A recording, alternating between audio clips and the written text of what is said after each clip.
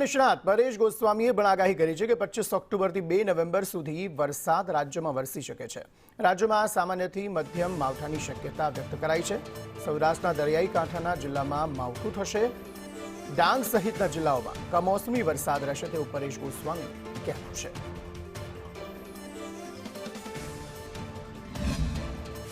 કારણે 25 ઓક્ટોબર 2025 થી લઈ અને 2 નવેમ્બર 2025 સુધી એટલે કે 7 દિવસ સુધી ગુજરાતની અંદર અલગ અલગ વિસ્તારોમાં માવઠાના વરસાદની શક્યતાઓ છે। જો કે આ માવઠાના વરસાદ હશે એમાં વરસાદની સાથોસાથ પવનની ઝડપ પણ નોર્મલ કરતા વધુ જોવા મળે તેવું એક અનુમાન છે। આ માવઠાની અસરને કારણે 25 તારીખથી દક્ષિણ ગુજરાતના જે વલસાડ, નવસારી અને વાપી જેવા વિસ્તારો છે ત્યાંથી માવઠાના વરસાદની શરૂઆત થઈ જશે।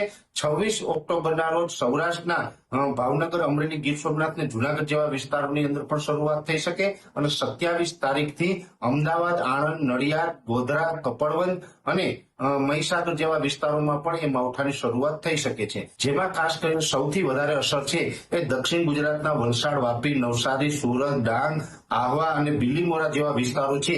એ તમામ વિસ્તારોની અંદર તીવ્ર માવઠું થાય તેવું